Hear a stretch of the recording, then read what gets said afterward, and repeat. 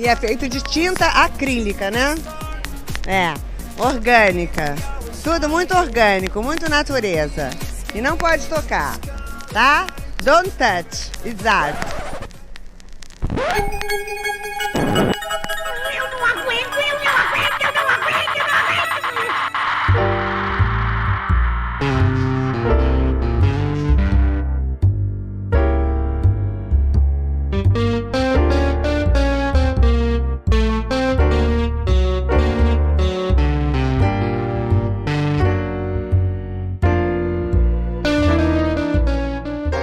E aí, gente perdida? Tá começando mais um Não Pode Chorar. Eu sou o Rodrigo Hipólito e este é um derivado do Não Pode Tocar. Aqui, nós contamos algumas desventuras da vida e pensamos em modos criativos de lidar com elas. Se você chegou aqui agora e não conhecia o Não Pode Tocar, este é um podcast sobre teoria, história, crítica de arte e temas afins. No nosso feed, você encontra, além dos episódios do Não Pode Chorar, os nossos programas de temporada, com ensaios, entrevistas e bate-papo, e o Pataquadas, no qual a Alana de Oliveira repercute as principais notícias do mundinho da arte, com colunas abertas de Denis Almeida e Camila Salotto. Nós estamos presentes em todos os agregadores de podcast e nas plataformas comumente usadas para ouvir música, como o Deezer e o Spotify. Você também pode ouvir a gente pelo YouTube ou diretamente no site notamanuscrita.com.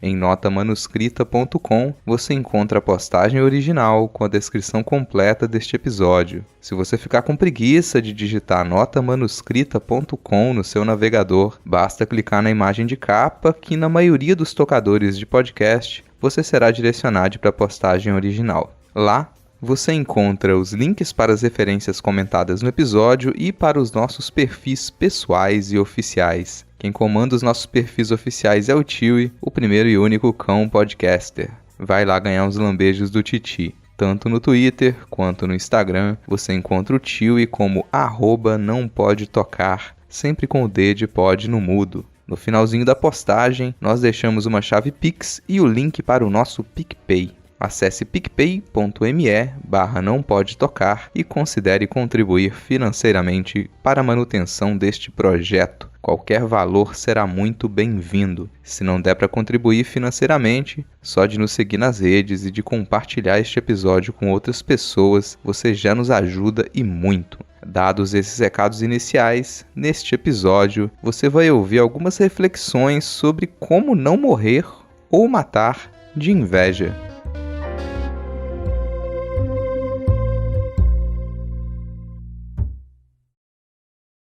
A inveja habita no mundo de um vale onde jamais se vê o sol, nenhum vento o atravessa. Ali reinam a tristeza e o frio, jamais se acende o fogo, há sempre trevas espessas. A palidez cobre seu rosto, seu corpo é descarnado, o olhar não se fixa em parte alguma.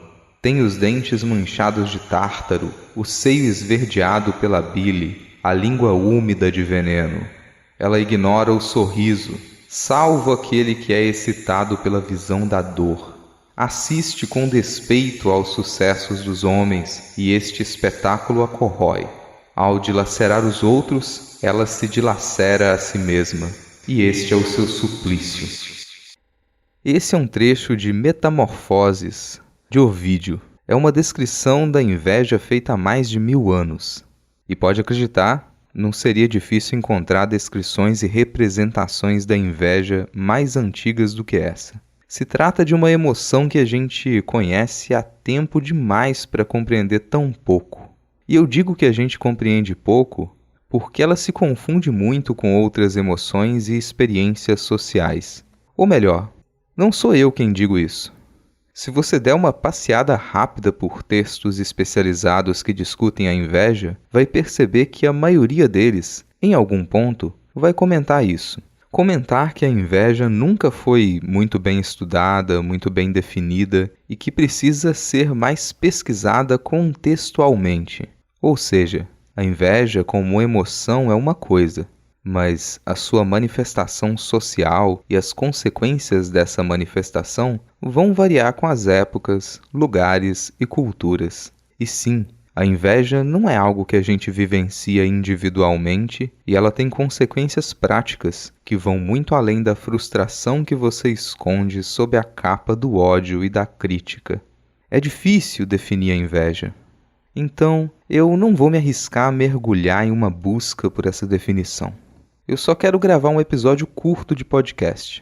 Não vou me cobrar mais do que isso. Mas, para os próximos minutos não ficarem completamente soltos, eu vou tentar apresentar algumas ideias escritas por outras pessoas.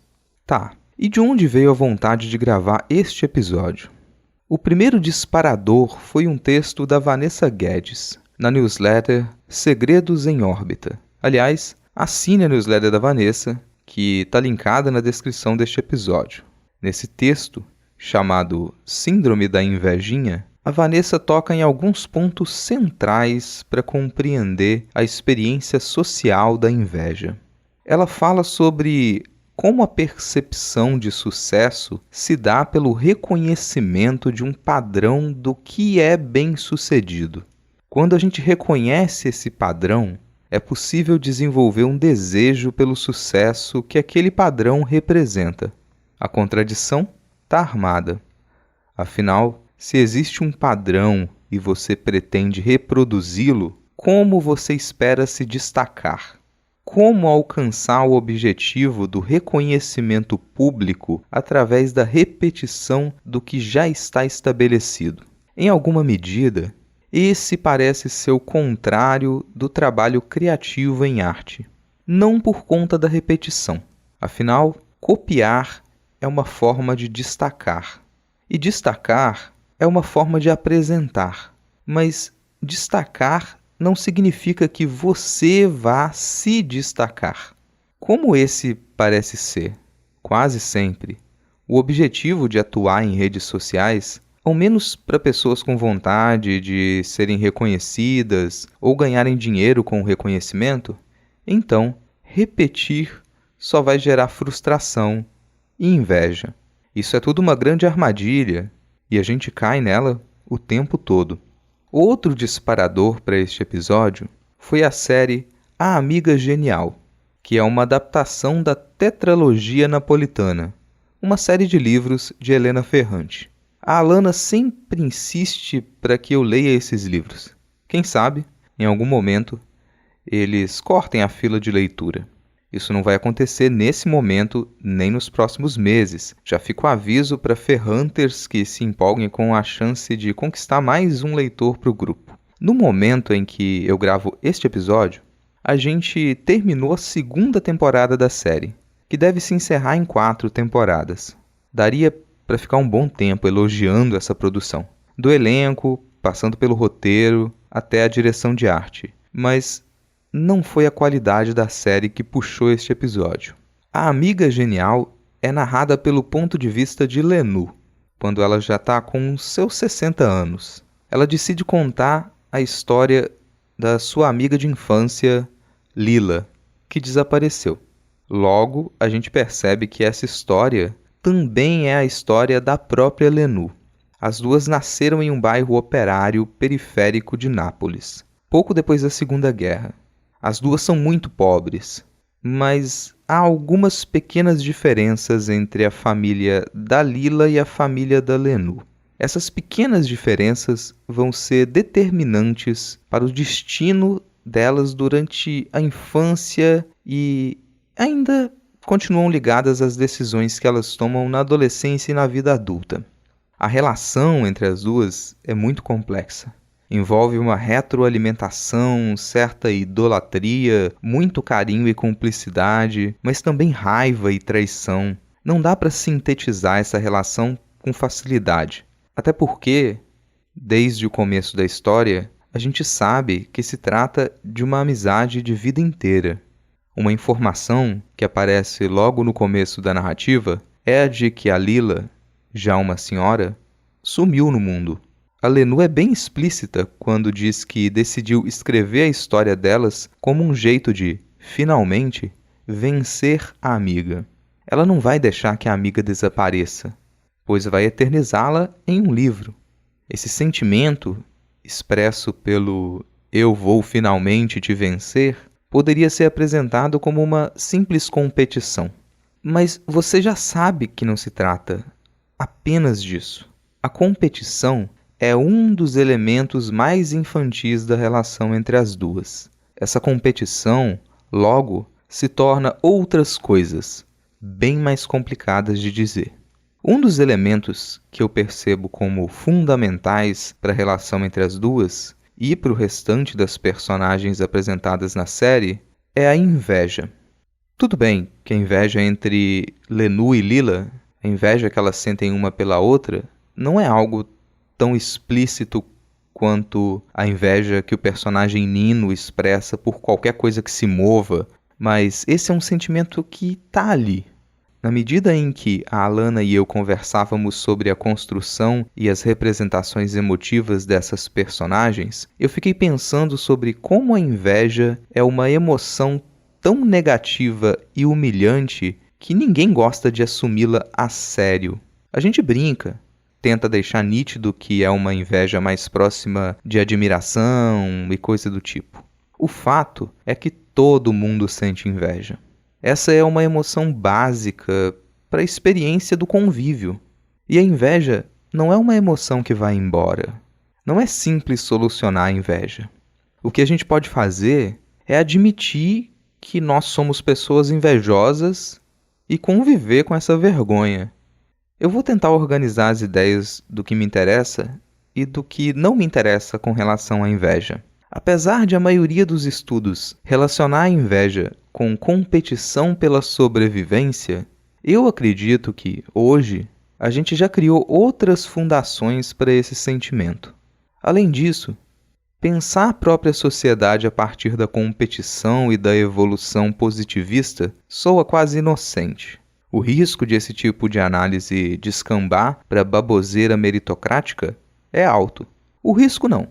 Normalmente, quando a pessoa começa a falar de como a inveja pode ser algo positivo, ou ela para no meio do raciocínio, ou ela termina com a afirmação de que algumas pessoas são inferiores e outras superiores. Ou, para escapar disso, cai na ideia de meritocracia e encontra um refúgio na crítica de que não dá para pensar um mérito em uma sociedade injusta como a nossa.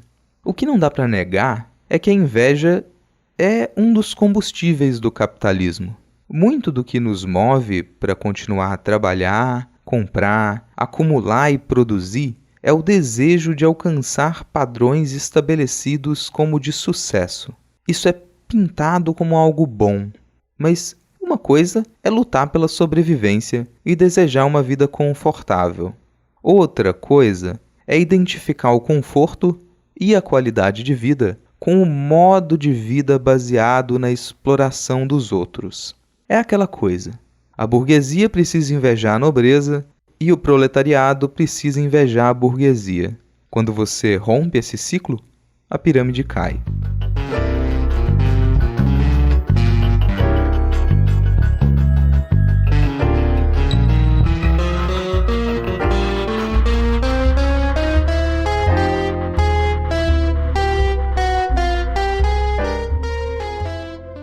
Outra coisa que me incomoda é aquela típica separação entre inveja boa e inveja ruim. Normalmente, a primeira é categorizada dessa maneira a partir de uma lógica competitiva. Fala-se em inveja boa quando você não quer destruir a pessoa invejada ou quando a inveja te impulsiona para conseguir aquilo que você deseja ter e não tem. Do outro lado, a inveja ruim seria aquela que é improdutiva, quer dizer, você apenas deseja que a outra pessoa seja destituída do que lhe foi negado.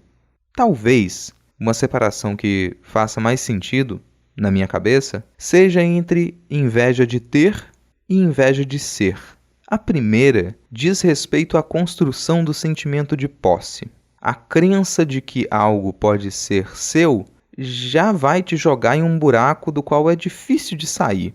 E, infelizmente, a maioria de nós está no fundo desse buraco.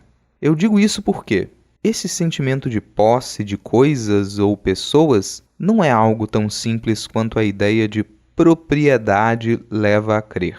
Quase sempre, quando você estabelece uma relação de posse com alguém ou com algo, isso se torna uma espécie de hierarquia. Se algo ou alguém te pertence, então você está em uma posição superior a essa coisa ou pessoa. Quer dizer, você se torna Deus. E a coisa ou pessoa te pertence de um modo tão absoluto que apenas você tem o poder de lhe conferir direitos e limites. A propriedade é a morte da liberdade. O sentimento de posse sempre vai te frustrar, pois só funciona com a ilusão de que você é de uma natureza superior àquilo que você possui. O segundo caso, da inveja de ser, vai além disso. Essa é a que me irrita mais. Não sei por quê.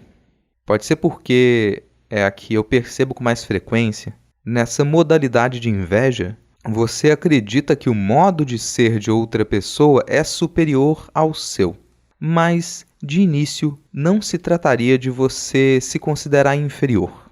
Você observa a pessoa invejada a partir da avaliação social. Você inveja o respeito que outras pessoas têm pelo seu alvo. Você inveja o desejo que outras pessoas têm pelo seu alvo. Você inveja a alegria que o seu alvo causa em outras pessoas.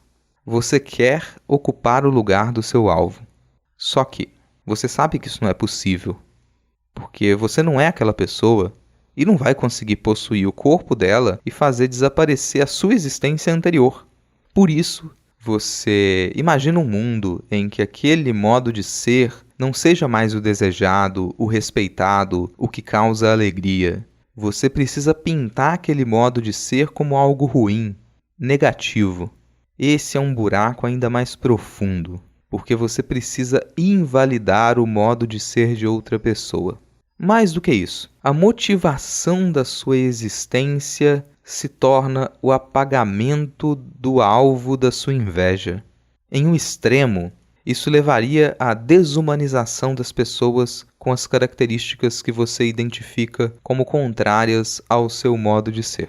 O que me parece mais interessante de pensar é em como a inveja surge, na maioria das vezes, apenas quando nós comparamos atributos de pessoas dentro do mesmo contexto no qual nós acreditamos viver. Isso não deve excluir as grandes chances de que nós nos iludimos com relação ao nosso pertencimento.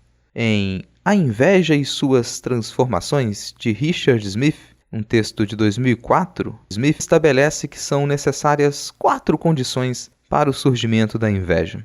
A primeira é a similaridade.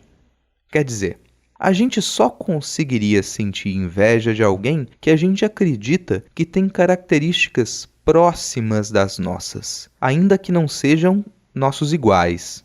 Só assim o mundo pode ser sentido como injusto com a gente. A segunda é a autorrelevância. Quer dizer, é necessário um âmbito para a inveja. A nossa autoestima precisa estar diretamente vinculada ao bom desempenho e reconhecimento naquele âmbito da nossa vida social. A terceira seria o baixo controle sobre as chances de mudar a nossa situação. Quer dizer, ao mesmo tempo em que a pessoa invejosa considera que o alvo da sua inveja é similar a ela, não acredita que tem o poder ou as condições para ter ou ser o que quer. De um lado, para sentir inveja, a pessoa precisa poder contar uma história crível para si mesma. Nessa fantasia, a pessoa se imagina no papel de quem ela inveja. Por outro lado, ela não pode acreditar que isso vá se tornar realidade. E essa é a diferença entre as ideias de poderia ser eu e serei eu. A quarta condição é a percepção da vantagem injusta. Isso diferencia a inveja dos sentimentos de revolta e do puro ressentimento.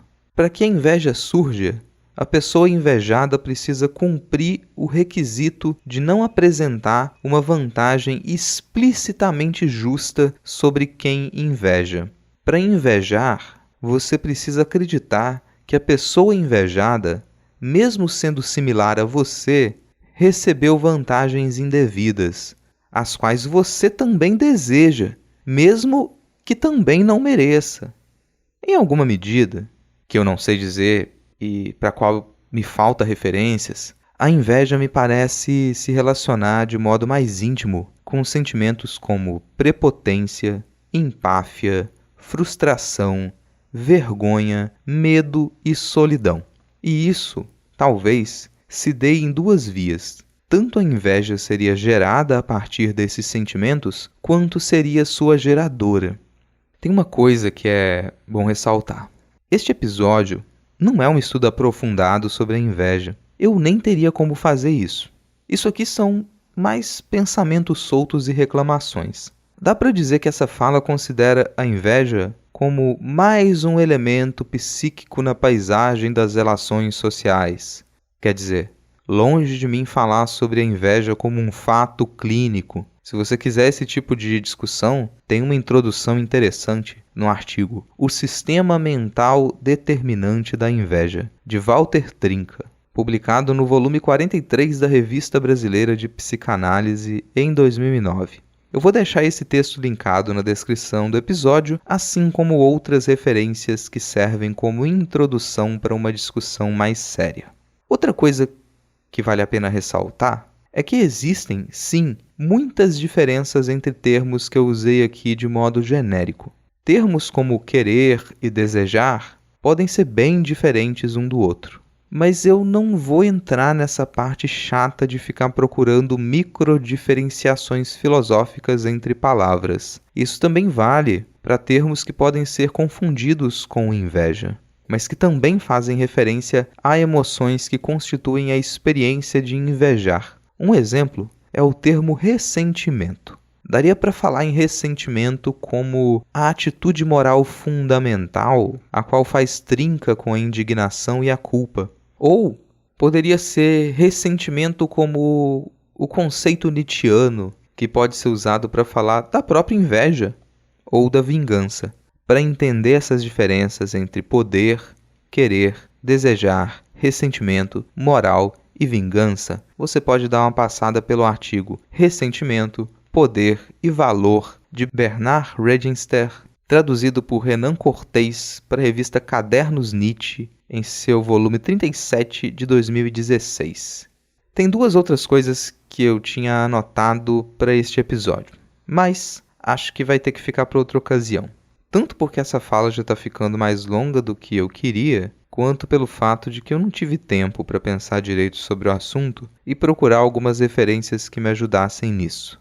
O primeiro ponto seria sobre inveja e religião. Eu tenho a impressão de que a inveja é um dos grandes motivadores para a aderência a movimentos religiosos, principalmente no Brasil e ainda com mais força quando eu penso em congregações evangélicas e em coisas nefastas como a teologia da prosperidade. Isso me levaria a pensar sobre como o reconhecimento da própria inveja pode nos livrar de sermos manipulados por instituições e pessoas que compreendem a força dessa emoção. Quer dizer, admitir que você é uma pessoa invejosa pode te ajudar a não cair em muita arapuca na vida e não tomar decisões estúpidas. O segundo ponto seria sobre inveja e movimentos políticos.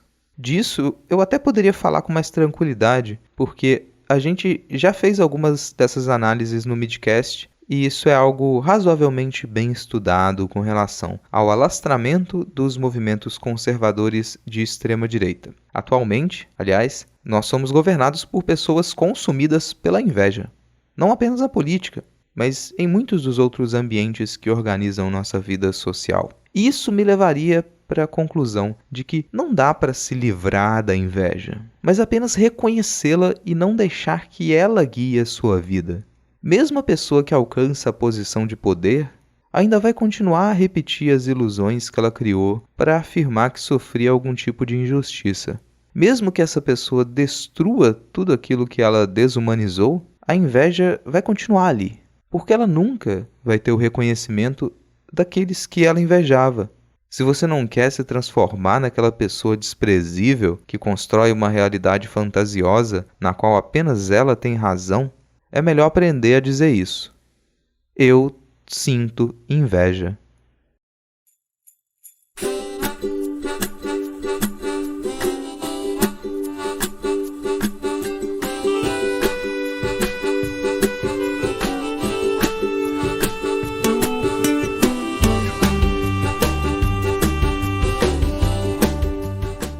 Tá aí, encerrando mais um Não Pode Chorar. Gostou?